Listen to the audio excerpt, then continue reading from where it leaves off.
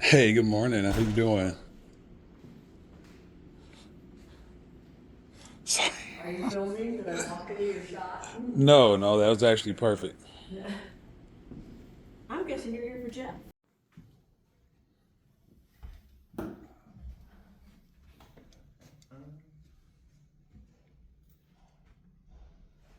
Ask about those glasses if that's all right. At some point in this conversation, I'll Oh, point that definitely, out. definitely. All right. If you're ready, I'm going to do just a quick test just to make sure my levels are coming through right. And when I do that, I always ask, what did you have for breakfast today? Okay, my wife's gonna kill me. So, We delete this part. It really is just so that I can get levels. oh, So. okay, okay, cool. So, my wife made me a sandwich, eggs and turkey sausage sandwich that I haven't eaten yet. So it's there. It's there. It's there, and yeah, she's gonna kill me because she. My wife is very supportive, and she's been a blessing. So. Um, Yeah, so she tries to get me. She made my coffee. Oh, that's that's so nice. That's a good way to go. Mine was still asleep when I walked out the door, as she is how most long you guys mornings. been married? We've only been married a few years now, so Okay, it's but you've been together for yeah, five 5 years. yeah, Yes, you've been together for yeah. Well, that's about right. yeah. So she's just gonna nap for a bit. Yeah, We're hey, good. We're good there. not everybody's a morning person. No, she is not, and I get it. I don't begrudge that, not at all. All right. If you're ready, we'll light this candle. Yeah, go ahead and light it up. Hey, welcome back to the featured section of our show. I'm here with Casie Murff. He's the entrepreneur and master barber. Casie, welcome to the show. Thank you. Thank you. First, Appreciate it. congratulations on being a Casey Chambers Small Business Superstar. That's Thank a you. big deal. Thank you. We saw you at the awards celebration kind of thing. That was a good time. Let me get right into your background because your background is crazy. I'm staring at your resume on kind of LinkedIn. You have a business analyst on your resume in a couple different positions. You were the owner and CEO of an illustration company, so there's entrepreneurial background there as well.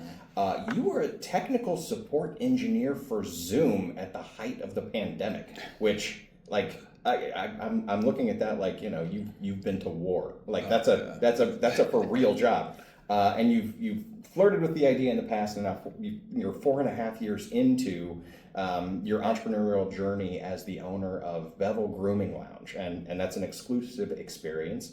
Tell me about your journey before we get into like Bevel. How did you get here? This like the Zoom thing. Zoom during the pandemic. You were an engineer. This is Yeah. insane. Yeah. So, sometimes in life you kind of reflect on kind of how you got there. And just looking at my life, like I've been an artist since I was in kindergarten. I was an entrepreneur since I was 12. Cutting lawns around the neighborhood, earning extra money. Yeah. Um, and then my journey was to get into graphic design. Okay. That didn't work out. Just making some not so wise decisions and had to stay here in Kansas City. But unfortunately, at the time, there wasn't any. Sorry, not entrepreneur, but graphic design programs that would kind of fit what I wanted to do. So I ended up going to DeVry and UMKC Yep. and ended up graduating from there. But during this time period, since I was 14, I always cut hair. So I just didn't have a vision for it. I didn't see it leading to the path or vision that I had for my life at that time. I wasn't wise into the barber and beauty industry at that time. Right. So I did what my parents did. They went to college and got their degrees. And in their generation, if you had a college degree, you were set. Yeah. Yeah. Sometimes even associate. You would get that degree, associate's degree, you get with the government, or my mom retired from Social Security. My dad retired from Hallmark at 50 years old. Okay. So I seen a level of success that I was like, hey, I mean, that's not a bad life to live. So I'm like, well, let me go ahead and follow this path. Sure. So I went to, like I said, UMKC and DeVry, and pursued computer information systems and things of that nature. got my first tech support job and worked for ADT Security. Okay. And during that time period, I always had this, I don't know, we'll call it like uncomfortableness with working for somebody else, because it was just the politics, the tick for tack deals, and all the things that you have to deal with when it comes to working for somebody else. And I always had something was always pulling me to do something better. And so I had this idea just to to start my graphic design business, because what I also left out is during high school, I went to Herndon. Oh, sure. The Herndon Career Tech Center. Yeah, I went to Herndon and got a degree in commercial art. Okay. So I had some education and a quote unquote certification in graphic design. So I took that and I was like, you know what? I'm gonna do my own thing. So I already understood. I had background in Photoshop, Illustrator, and those type of things. So I would do flyers for people for my fraternities parties and those type of things. So I learned I started practicing, getting more savvy with Photoshop. Cause Photoshop, that's a whole man. You can't just jump into Photoshop and know what you're doing. Right. There's some training and skill involved. You training, both training and skill that are involved in that. Yeah. Right. So yeah. Fast forward after trying to find the quote unquote right company and understanding there was no right company. I decided to bet on myself. Like you said, I've held different positions. I have bachelor's in computer information systems, a master's in network communications and project management. So that's led me into the business analyst part that you were speaking of. And I've worked for companies like Sprint and Embark and Commerce Bank and Murphy Hoffman and those type of those large companies. But it was always something that happened that I don't know, I guess what made me uncomfortable, or something would happen to where as soon as I get comfortable, I felt like God was pulling, like I'll get laid off or fired.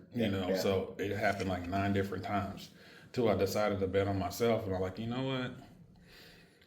I mean, I may be arrogant by saying this, but I feel like I can run these companies better than these people that are running these companies, because I feel like a lot of companies run their companies from the top down, and I feel like the successful way to run a company is from the bottom up. Talk to the people that are actually doing the job and understanding how what your decisions are making are affecting what they do each day. Because at the bottom line, once the decisions you make and it's affecting their job, it's going to affect your bottom line eventually. So that's what I felt, and I just decided to bet on myself. I started inquiring about barbering back in 2012. I was looking at my memories on Facebook and seeing some posts on that. I was kind of surprised about that, how long it's been, and pursued it and had this vision for the bevel.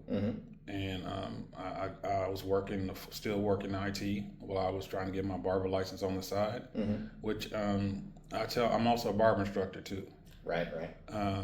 So I tell my students, if you can get your license without having to go through the path that I went to, that's recommended, because you can go to barber school for 10 months and get out making upwards of $50 an hour. Most people don't know that. Yeah. And so to me, it took me probably 3 times as long to get my barber. Doing all of those things at the same time. All those things at the same time, because I had a family. I couldn't just quit my job and just go to barber school. Right. I had to make ends meet. So that's what I did. I grind. I did what I had to do, and luckily, I met a woman that has been a blessing to me. That's had supported me the whole way. She was like, "Well, I want all your time, and you need to work and come on." No, it was like, I see what I see your vision, and I see what this God's hand on you, and do you. When you get done, come home, and we'll figure out the next day. So. My wife, shout out to her, Casie Murff. She is dope. It's always the right thing to do, to give that shout out. That's a smart political move too. I had to throw that in there. That's right. She's been she's been a pivotal part. I couldn't see myself being at this point in my life with anybody else. So yeah, like I said, fast forward, decided to bet on myself, and I spent a lot of time, and I've been exposed to being in corporate America and having degrees and all that, and I understood the business side of things, and I always thought the way I thought was different and crazy, but it wasn't until I met my mentors. We were part of network marketing. I won't mention necessarily which one that was, but we was part of network marketing and business. Also, another entrepreneurial adventure. But they taught me and confirmed a lot of what I thought when it comes to business, like building assets, mentoring, building teams, being a leader, learning, understanding that don't worry about being a leader, just lead, be the example. Like a lot of great mentors that have helped mold me into the person that I am and confirm a lot of things that I thought, brought me to who I am today and brought the Bevel to where it is. So the whole purpose of the Bevel is to have an upscale grooming experience for our clients, and also having an avenue for up and coming professionals to be able to hone in on their skills. My business model is a little bit different. I don't make them pay me booth rent. Oh, gotcha. Okay. So I pay them a living wage. Yeah. And so I do that on purpose to help them focus on their craft, focus on building their clientele, because I've seen just through my experience and through teaching other barber professionals, those type of things, kind of where their pain points are. So I wanted to fill in that gap. It's like a lot of them come out of school, they don't have clientele. They don't understand the business side. We do touch on the business side when it comes to barbering in school, but it's not like honed. It's not really. It's probably a 2-3 week chapters that we go through and it's done and over with. When I found is like when they get out of barber school, it's focused. The school is focused on getting your license. Once you get that, it's kind of like, okay, down what? Yeah. So and if you get into a shop, which unfortunately there's a lot of shops, and I've heard more shops than I would like to say, that really don't look at the barbering industry the way that I do. They look at, okay, well, I need to get a barber in here so I can get that booth rent. Oh, sure. I need to get people in here so I can make that money. Not, I need to invest in these barbers. What are your goals? Do you want to own a shop one day? Do you want to be the best barber in Kansas City? Do you want to be a social media sensation? Or what are the things that you want to do? What are your goals? And allow, be that shop owner that helps them get there. Because it's like should be a mutually beneficial situation. Right. You know what I'm saying? It shouldn't be just about, I need to collect this booth rent. Take. Yeah. Right. Yeah. So I warn a lot of my students about those type of shops. It's like, you get into a shop that may have a lot of walk-ins, and you are making money hand over fist, but what are you learning? Yeah. You know what I'm saying? Like understand is like, the money is only going to get you so far. You want to make sure that you're growing and make sure you're learning. So put yourself in an environment or in a barbershop that has a culture that is conducive to growth and those type of things. So that's what, in a mouthful, kind of what the Bevel, that's how the Bevel got shaped. Seeing the gaps and being in a position to fill those gaps. And it great model, great vision for the model, great way to set yourself apart, and help the next generation as well. Tell me about the feel of the place, because I watched an interview with you that was a video interview, and it was shot at the Bevel, and I'm looking around like, oh no, that's a set. That's a movie set is what you've done. What is the feel that when you walk in there? It's an upscale experience. You come in, you see what you're paying for. And now don't get me wrong, my price point is not, I'm not that barber that's gonna think, oh, it's $100 a cut. No, right. That's not.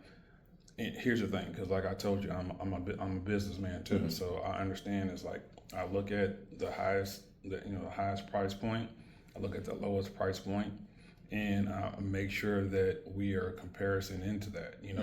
I always say, like, here's the thing, right quick, before we also get into the experience. A lot of barbers make the mistake, and when they start cutting these celebrities, they start charging these high prices. Oh, right. Don't get me wrong. I don't knock anybody's hustle. Don't get me wrong. But at the same time, you have to think, if Patrick Mahomes right now goes into, and that's just an example, I'm not pointing anybody out. If Patrick Mahomes goes into McDonald's right now, do you think he's going to pay more for a cheeseburger than everybody else is? No, he's not. That's fair. That's fair. Or let's say Whataburger, because that's his thing. True. Yeah, Better example. Better example. So he's going to pay the same amount as everybody else. So why are you raising your prices for one person, and you're forgetting about the other people that have supported you the whole way? Yeah. So fast forward to say is like, when you come into Bevel, it's an experience. The chairs are every detail that I put into the shop is one a reflection of myself, and two, something that I feel like that a client would appreciate. From the chairs to the hot towel service, to the steam facials, to the steam shaves, to the greetings when you walk in, to the experience when booking. So you can come in as a walk-in, or you can book online. So it depends on your flow of life, however you your life is, to where it's like, man, my life is so busy right now, I just have to walk. Okay, that we have opportunities for that. We have packages to where if you want to buy, 100, or I'm saying that's kind of exaggerating, but maybe 10 haircuts. There's packages where you can buy those things, and you don't have to worry about it. It's already paid for. You book your appointment, or you walk in, boom, you're done. You don't have to worry about it. Yeah. And those, I'm actually working with other businesses to help kind of bring incentives to those packages. So there's going to be, I have a friend of mine, or a frat brother, that has his own Command cigars. They're going to be available with cigars there, not necessarily inside the shop, but there's going to be outdoor seating to where if you want to sit outside, smoke a cigar while you wait for your cut, and you can do that. There's going to be beverages, maybe a cocktail, there's going to be a free cocktail. There's Equal Minded Cafe next door if you want to get a coffee. There's discounts on that. In good company, there's a social bar membership to where if you want to go there, there's discounts for being a Bevel member. Tough Club, there's I'm working with these different companies to where we can kind of cross market. Yeah, great tie-ins, great community. You know what I'm saying? Yeah. So I think about one thing that I've learned just in being an entrepreneur and just dealing with a lot of the people that have invested in a lot of incubator communities that I've been a part of, is that you have to have an avatar. What is your target audience? Right. Who are you shooting for? Because it's like you're shooting in the dark, but you don't know who you're aiming for. So it's like So I understand that if my age demographic is 25 and up, 25 to 65. So those type of things. I understand that a lot of my clients, they smoke cigars. I know a lot of my clients like to hang out at social lounges. I know a lot of my clients like to work out. So I think about different businesses that will tie in to the Bevel brand, that we can also help each other out. It's like, hey, this is a community. So I think of Black Wall Street and kind of how they help cultivate that community, and it was done by some help supporting each other. Right. If you have a tailor business, hey, and you have suits, and you have a customer have suits, you're going to send them my way because you know that I'm good in my profession. I'm good at what I do. And if you have on the ice cream shop, and I know a man who come to get his suits has kids, and they're trying to look at something to do, I'm gonna send them to your shop to get ice cream. So it's just a cross marketing thing to where we can help each other build a community of successful entrepreneurs. So that's really encompasses a lot of what the Bevel is about. It's the Bevel itself is a lot of people don't know is the edge of the razor. Not affiliated necessarily with the brand. I came up with that because I was looking through my Barber book, and I seen Bevel. bevel, that has a ring to it. And I saw that it's incorporated being that you're the edgest part of the sharpest part of the razor. So you bevel an edge out to make it sharp. So I'm like, iron sharpen iron. That makes sense. So that makes sense of my goals are, and what the bevel's about. Is like iron is bevel is sharpening your mind, body, and spirit. So that's really the big experience, the whole experience in a nutshell. It's a great experience, and it's definitely one that you've thought through. You've put some thought into it. You've built a community around a target audience, even, right, and supported the community around it. Really in-depth concept that you've built, and I've noticed that we still can't take the IT person out of that equation, because you're wearing a set of Ray-Bans right now that, if I'm not mistaken, have a couple cameras in them as well. These are the newest of the tech glasses, aren't they? Yes, I am also a tech nerd. So Yeah. yes. So it's funny because I'm an artist and a tech nerd. And those sometimes are either one or the other. Right. You continue to embrace that the entire time. That's great. Yeah. So I just I feel like God, I went through the things that I went through. Is nothing wasted. So the things that I've learned in technology, I've incorporated into the bevel. Making the experience more. Make the experience better, when it comes to online booking. Right. Understanding like, okay, what's the more convenient way for that? When it comes to content with the glasses, I mean, these are so dope when they came out with it, and I seen like how the kind of the POV of different things that they were doing, like a commercial just saw people, riding bikes and doing snowboards. I'm like, man, look. I could use this cutting hair, because like a lot of barbers, they that put content, they have almost like a first person, like through your eyes, right.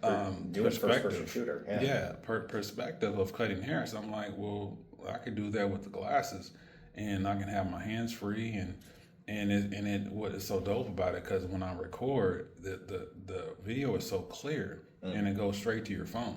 So when I get done recording, I can look at my phone once it gets to downloading, and I can get on my different apps that I use and upload a video right then and there if I wanted to. It's a fascinating new world for tech. I'm super excited about it. I'm glad you're wearing those. Those are the first set I've seen like in the wild. So that's good times. These are, especially what you guys do. Yeah. Oh my God, you can talk on here. There's a speaker in here, and then it goes into your ear. It's crazy, the technology. It's so clear, and people can hear you, and you can listen to music. You can be sitting there listening to music. I can be sitting listening to music right now and just be like, oh yeah, but it's man, the technology is amazing. Well, it's official. While you answer the next question, I'm going to update my wish list right now. That's going to be good. Let me go ahead and dive into another question though about your journey as an entrepreneur, because one of the things I picked up on that podcast that I was listening to from you was that you view each day as an entrepreneur as a faith walk. And I'm curious your thoughts on that. So that is the best way, in a nutshell, that I can give somebody the experience, or tell somebody what the experience of being an entrepreneur. It's a faith walk. I'm a believer, and I feel like God has had His hand on everything that I do, and sometimes we don't understand why. Why did I have to be in corporate America for 20 years and then be a barber? Why couldn't I have saw this when I was 18? Because you see so many, like, no matter what profession you do, because like speaking as a barber, I see so many barbers that have been successful or in places that I would love to be, and they've been in the industry a lot longer than I have. Like, man, why didn't I see that back then? But that wasn't God's path for me. He wanted me to understand and learn certain things. I do believe that the things that we go through are not about us. If we feel like, oh man, woe is me. I mean, that to me, speaking to myself, I feel like that's selfish. It's about how you help somebody not go through what you went through. So, when it comes to being faith, you each day you don't understand what decision could make you. A decision could be the right one, a decision can be the wrong one. but you have to have faith that everything is going to work out for your good. You know, everything is going to work out no matter what it looks like in front of you. I always say, don't let the circumstances of your situation affect the outcome of your life. So whatever's in front of you, it's going to be okay. Think about the things that you've been through before that. Like, you know, everybody goes through hard times, and you just understand it's like you've been through hard. It may not be that exact moment, but you've been through something hard before. So think about how you got through that. It's gonna pass. And I know it's not easy. It's easier said than done. Like I like to compare it to like breaking your leg. You know, when you break your leg, it hurts like heck. Yes. You know what I'm saying? But you know eventually it's gonna heal. But as you're going through that process, it sucks. Yeah. But eventually it heals. You know, so it just those type of things is understanding that eventually whatever you're gonna go through, you're gonna heal through it. So that's why I feel like an entrepreneur is, because it's gonna be times where you're gonna be uncomfortable. If you're not uncomfortable, you're not growing. Right. You know, Let me dive into the uncomfortable part, and I'll if you're ready for it, I'll take you into the lightning round, because I had a question about being uncomfortable for the lightning round. You have no way to know what I might ask in the lightning round, but one of the things I wanted to talk about was embracing uncomfortable. You've said before on an interview that you embrace being uncomfortable because it means you're growing. But so many times we go through something uncomfortable, and it's I'm anything from a small thing like I'm going to a networking event and I'm uncomfortable around people or something like that, and so I'm uncomfortable. And a lot of times humans will say, all right, that's it, I'm uncomfortable, let me not do that anymore. But you have learned to embrace that uncomfortability and kind of look at that as a growth opportunity. Just kind of, how did you eventually learn to go, uncomfortable is really not a bad thing. Uncomfortable is a good thing. When I understood that being just through people that I'm connected with, that's one thing that I would say. Always have a mentor. That's crucial. Being successful, there's a few key things when it comes to being successful, and having a mentor is one of them. Have somebody in your life that can pour into you, that can tell you, it's like, I know it's uncomfortable right now, but you have to keep going. Instead of, because when we get in our own head, uncomfortableness for us is like, as a human nature, it's like, oh, well, I'm good. So I learned that once somebody started pouring into me, and I started seeing like, yeah, this was uncomfortable, but I made it through it. Yeah. I've been through some uncomfortable situations. I mean, personally and professionally. But I've made it through. And better for it on the outside, on the outcome. Once you're done. So it helped me to key in on being brave. Man. Practicing bravery is like going back to what I said before. It's like, no matter what it looks like, no matter what you're going, you be brave. You stay. If you're an introvert, and networking is not your comfort zone, is like you hate, you have to step. You have to be brave. All it takes is stepping and saying hi. Yeah. That's it. Hey, how you doing? My name is such and such. That's it. You start it off, and then you build from there. You say hi, my name is such and such, and you say hi, my name is such and such, and my business is this. Then you say, oh, but the thing is, like, sometimes when we do that and we mess up the first time we do it, and it's like, oh man, I suck at this. I'm terrible. I'm not gonna do this anymore. But it's like, you have to. The first time may suck. You may stumble, you may stutter, you may those type of things. But eventually, once you meet that second person, third person, for maybe 10th, maybe 100th person. Yeah. After that, you all of a sudden it starts to flow. Like this right now, this what I'm doing right now, what God's leading me, where I've been through the different podcasts. At one point in time, that was so uncomfortable for me. Right. But I started getting comfort into understanding it's just a conversation. There's a growth metaphor in there somewhere. I'm pretty sure there's a growth metaphor. Yeah. You mentioned a mentor. Did you have a teacher or a mentor in your past who gave you some bit of advice that sticks with you to this day and just is always there, and you go back to it again and again? One thing, I have a mentor. His name is Paul Kopecki. He was a part of the network opportunity that I was telling you about. And one thing he always said, if you treat your business like a business, it's going to pay you like a business. If you treat your business like a hobby, it's going to pay you like a hobby. So you have to treat your business like a business if you want to be successful. That is solid advice right there. Let me dive in. I talk more about food on this podcast than I probably should, but Everybody eats. Everybody eats. We want to know more about you. We all have that food memory from our past that we look back to, and it's either a meal that we keep going back to because it's comforting, or it's a bite that we're searching for that we had at a restaurant one time, one place. Do you have a food memory that is like, I loved that, and if I could eat that thing again, that'd be great. Man, my go-to, I'm Kansas City born and raised, so barbecue is my Achilles heel. So that's thing. So I always, that is my comfort zone in a sense. So I grew up around this barbecue place called LC's Barbecue. Oh, LC's, sure. Yeah. So, though anytime I get a chance to, I'm always going back there to get some of their burnt-ins, some of the fries. And their fries are amazing. It's hand-cut fries. Yeah. Oh my God! When I was as a kid, I would walk up there just to get a basket full of fries. That was it. He's like, "Oh, you want some fries?" Like, yeah. Yes. So yeah. I mean, those that's the thing that kind of sticks out to me is just LC's and the barbecue. It's definitely a kept secret in Kansas City.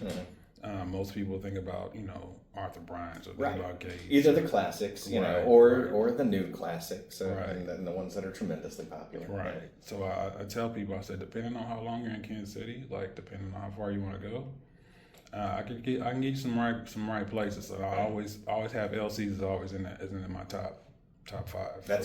It's good. That's a solid top five right there. How do you celebrate a big win? Let's imagine that it's either something about the business that you're really celebrating, or it could be that being a small business superstar, or some personal goal for the family. How do you celebrate that? I would say that I'm getting better at that, but I have been bad at that because I don't know. That for me is an uncomfort zone because I don't want it to be about me. Oh, sure. Yeah. So I wanted to settle. So to me, when I've in the past and sometimes I have to get out of, I want to celebrate it in different ways. But I celebrate it by what's the next goal. I've accomplished this. Okay, what's next? That I was uncomfortable and I made it through that. Okay, what's next? Yeah. So I need to find probably better ways to celebrate those things, and that's kind of what I've done in the past. I notice when we talk to people on this show, entrepreneurs, they fall into two camps of here's how I celebrate. I do this. It's a cigar. It's a glass of tequila that's amazing, or something like that. And then you have the other side of the coin where it's hey, we go out for family time and we have a celebratory dinner or something.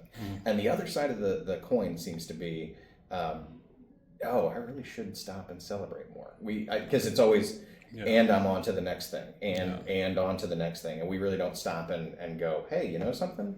I did a great thing. Let's pause and reflect on that. Yeah. So there are two schools that I've found on this one. Yeah, and I admire people that that do have the celebratory things that they do, and like I said, that's something that I'm working on. Just shows my imperfections. I do need to celebrate more, like stuff that we do as a family, and I do individually. I feel like it's almost like a regular. I'm doing it because it's a regular thing that we do. Oh, sure. We go out, we have good times. We go to festivals. We go to restaurants, or I'll have a cigar, or I'll have my favorite beverage, or things of that nature. So the things that I do on a regular basis. So